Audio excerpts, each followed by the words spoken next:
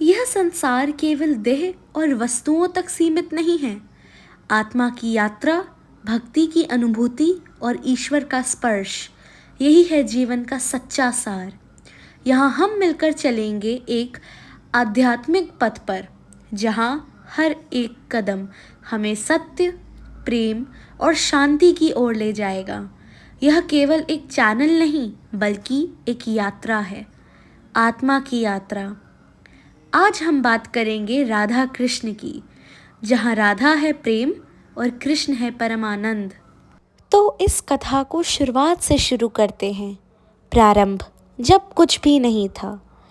एक समय ऐसा था जब कुछ भी नहीं था, न आकाश, न पृथ्वी, न चंद्र, न सूर्य, न दिशाएं थी, न काल, न ही सृष्टि के नियम।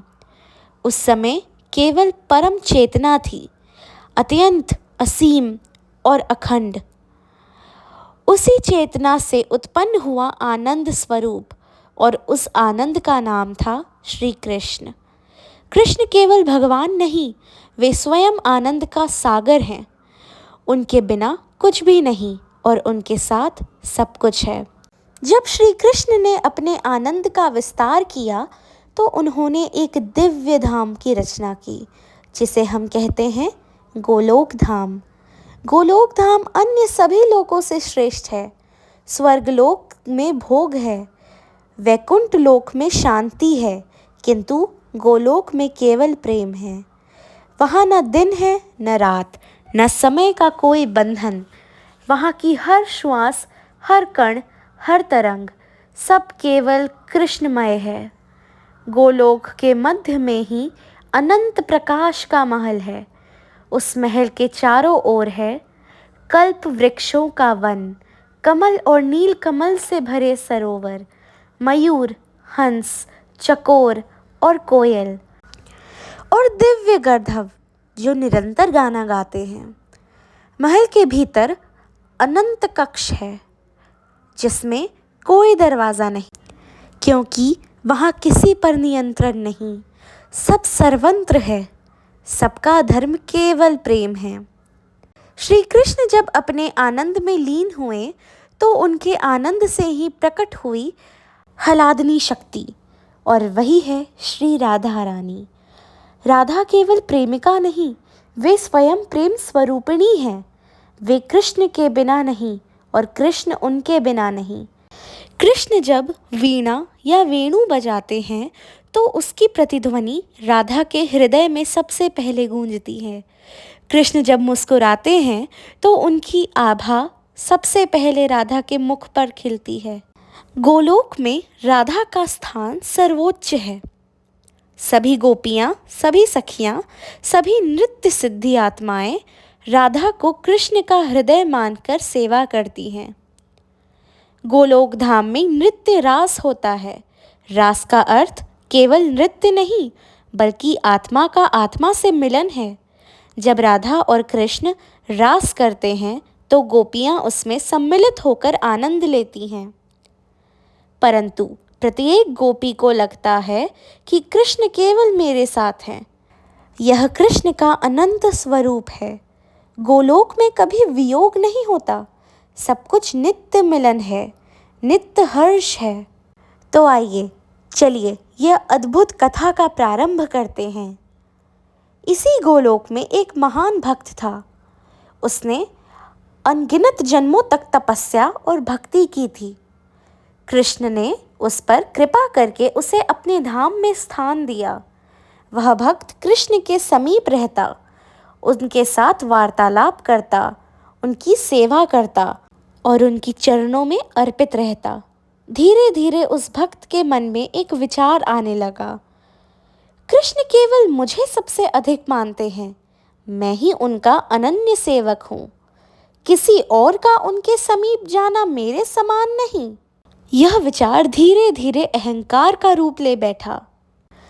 एक दिन राधा रानी अपनी सखियों के साथ कृष्ण के महल की ओर जा रही थी। उनके गमन से वातावरण सुगंधित हो उठा। मयूर नृत्य करने लगे, पुष्प खिलने लगे और गोपियां गीत गाने लगीं। मार्ग में वही भक्त खड़ा था जब उसने राधा रानी को देखा तो उसके भीतर ईर्ष्या और अहंकार जाग उठा। उसने राधा रानी को रोकते हुए कहा, ठहरो, यह मार्ग केवल उन लोगों के लिए है जिन्हें श्री कृष्ण स्वीकार करते हैं। तुम्हें इस महल में प्रवेश करने की अनुमति नहीं है। राधा रानी ने अत्यंत शांत स्वर में उत्तर दिया, हे भक्त, कृष्ण और मैं अलग कहाँ हैं? उनका हृदय मेरे बिना अधूरा है और मेरा अस्तित्व उनके बिना शून्य। मैं उनके पास जाने से कैसे रुक सकती हूँ?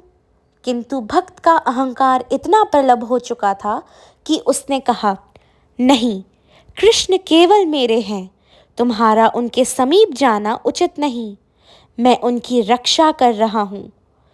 भक्त ने अहंकार में आकर राधा रानी को श्राप दे दिया, यदि तुम वास्तविक में कृष्ण को प्रिय हो तो इसे सिद्ध करो।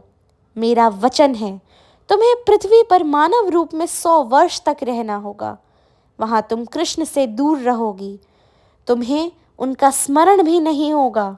तुम जन्म और मरण के अनुभव करोगी और तब जाकर सिद्ध होगा कि तुम्हारा प्रेम कितना सच्चा है। यह सुनकर सारी सखियां चकित रह गईं।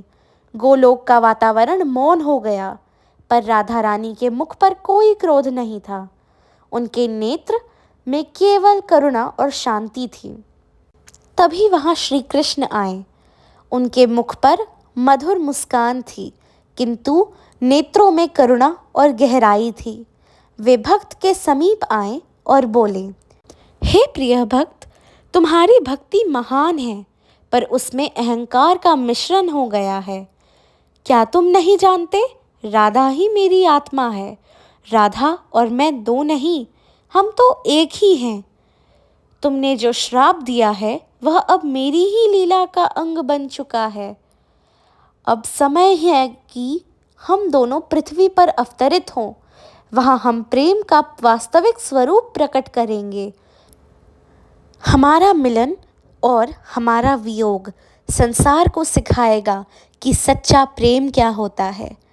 राधा रानी ने मस्तक झुका लिया और कहा, जो कुछ भी आप चाहें वही मेरा धर्म है। इस प्रकार यह निश्चित हुआ, राधा और कृष्ण दोनों पृथ्वी पर अवतरित होंगे। कृष्ण वासुदेव और देवकी के पुत्र के रूप में मथुरा में जन्म लेंगे, फिर गोकुल और वृंदावन में बाल लीलाएं करेंगे। राधा वृषभान और कीर्तिदा के पुत्री के रूप में बरसाना में जन्म लेंगी। उनका मिलन, उनका रास, उनकी लीलाएं और अंत में उनका वियोग, सब कुछ गोलोक की नित्य लीला का विस्तार होगा। और इस प्रकार गोलोक की उस अद्भुत लीला का अंत हुआ, जहाँ राधा रानी को श्राप मिला कि उन्हें श्री कृष्ण से पृथ्वी लोक पर अलग रहकर 100 वर्ष तक वियोग सहना पड़ेगा। यह केवल एक दंड नहीं, बल्कि एक दिव्य लीला का प्रारंभ था, ताकि समस्त जगत को प्रेम और भक्ति का सच्चा अर्थ समझ सके। गोलोक का वैभव शांत हुआ, पर इस लीला से संसार में प्रेम का नया अध्याय आरंभ होने वाला था। राधा का विरह और कृष्ण की करुणा, यही वह क्षण था जहाँ से उनकी पृथ्वी लोक की कथा प्रारंभ हुई। धन्यवाद।